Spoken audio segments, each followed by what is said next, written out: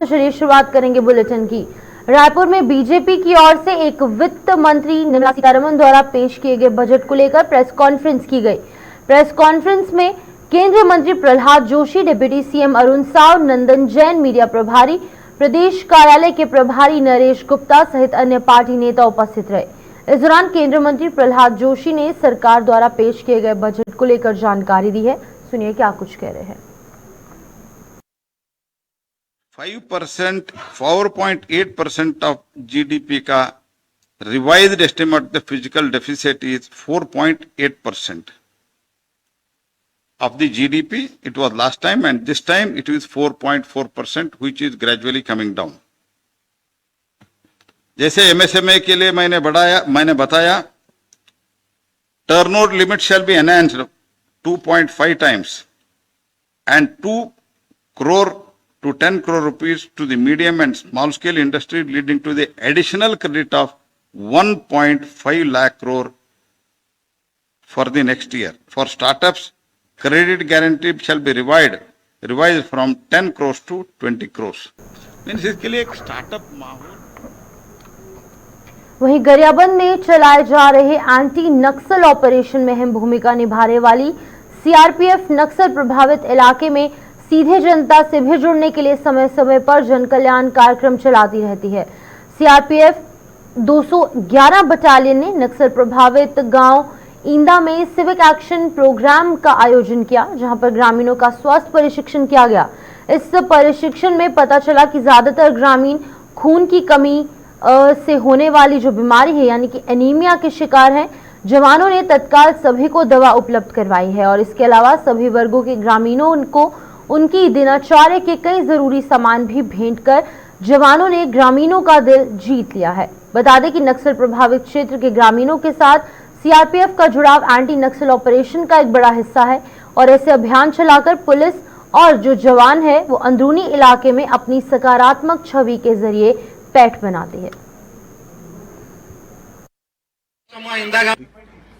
Almost 110 लोगों का हमने इलाज किया है और सबसे ज़्यादा मुझे लगता है एनीमिया की शिकायत है और उम्र बढ़ने की वजह से कैटरैक्ट भी हुआ है लोगों को, जो कि मुझे लगता है क्योंकि उनके पास सुविधा नहीं थी डॉक्टर के पास जाने की, इसीलिए कैटरैक्ट भी हुआ है। बच्चों में अधिकतर क्या बीमारी आपको लक्षण नजर आई? बच्चों में फिलहाल तो सब हेल्दी ही हैं और मेरे हिसाब से एनीमिया ही है सब में यहाँ पर ओवरऑल। ये आम जनता के बीच सुरक्षा बलों के प्रति एक विश्वास की भावना जागृत करना है और उनसे मेल जोल बढ़ाना है ताकि वो हमको अपने से दूरी न बनाए, हमें अपना ही लोग समझें और मिलजुल के रहें और इनके बीच में एक संदेश देना कि सरकार और सुरक्षा बल। छत्तीसगढ़ के बालोद जिले में नियमित शिक्षकों की काफी कमी है, जिसके कारण बच्चों की शिक्षा पर भी असर पड़ रहा है। बता दें कि लगभग 19 स्कूल में नियमित शिक्षक नहीं है और 106 में सिर्फ एक ही नियुक्ति की गई है और 667 की बात की जाए तो वो प्रधान अध्यापक हैं और इनके पद अभी फिलहाल खाली पड़े हैं। आपको बता दें कि 1194 शिक्षकों की कमी है और हर साल ग्रामीण शिक्षकों की मांग की जाती है, लेकिन विभाग भर्ती नहीं करता। के तहत अभी विषयवार कोई शिक्षक वाली बात नहीं, 1 to 8 तक कोई भी शिक्षक हमारे जो है उस क्लास तक के बच्चों को पढ़ा सकते हैं कोई भी विषय।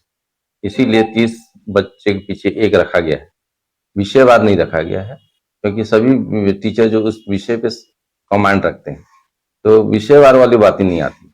वहां पे शिक्षक संख्या होना चाहिए, मिनिमम 30 के मतलब एक प्राथमिक शाला में 2 टीचर तो होना ही चाहिए और मिडिल में 4।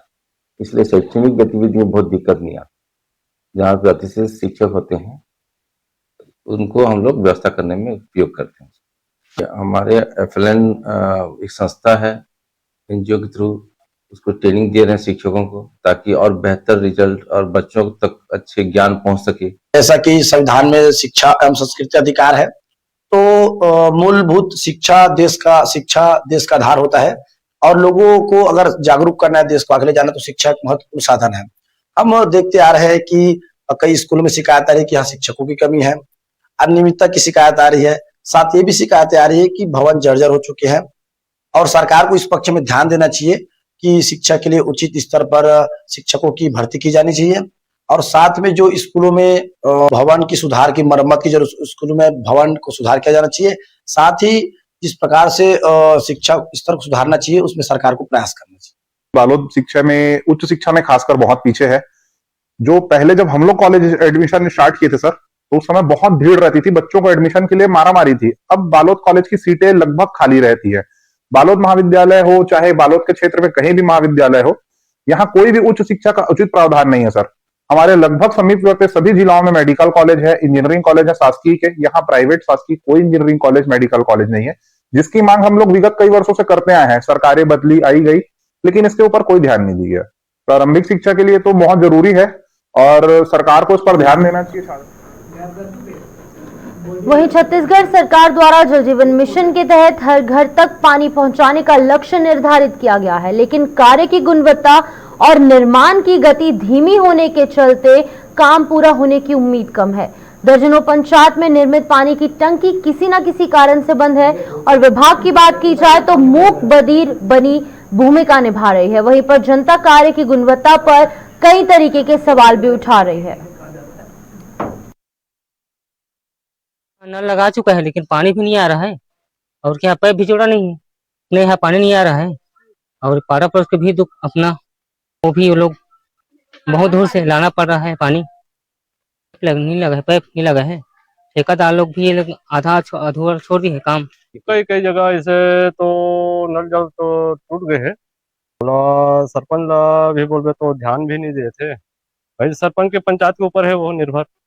हम बोलेंगे तो सरपंच को ही बोलेंगे, अब ठेकेदार के कहाँ जाएंगे, कहाँ खोजेंगे, ये बात है। पकड़ेंगे मतलब हम शासन को, मतलब वही सरपंच है हमारा।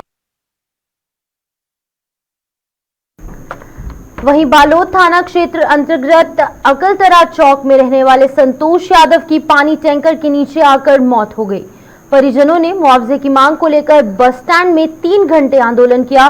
बहुत समझाने बुझाने के बाद अगर बात की जाए 1.25 लाख रुपए की, तो इतने मुआवजे पर परिजनों ने आंदोलन समाप्त किया।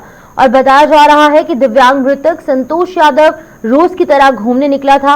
जब वो बस स्टैंड के पास वाली गली में गया तो सामने से आ रही पानी की टैंकी ने उसे मौत के घाट उतार दिया।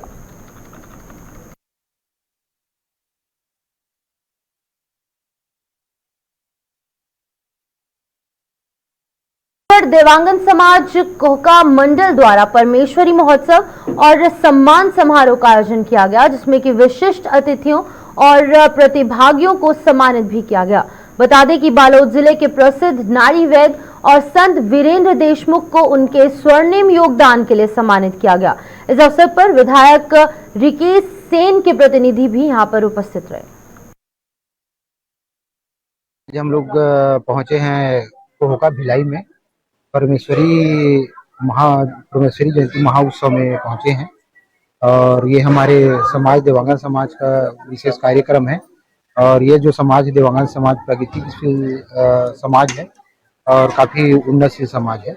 और ऐसे आयोजन में, उत्सव में समाज को एकाग्र करने का और समाज को एक साथ चलने का ताकत और प्रेरणा मिलता है, जिसमें आज हमको भी विशिष्ट अतिथि के रूप में बुलाया और सम्मान दिया गया। उसके लिए हम बहुत बहुत समाज का आभारी है और धन्यवाद करते हैं। समाज बहुत उन्नतिशील समाज है। मैं तो छत्तीसगढ़ के मारवाड़ी बोलता हूँ। बचपन से मैं अगर छत्तीसगढ़ में सबसे पहले अगर बिजनेस करत देखे हो तो देवांगन समाज ला करत देखे हो।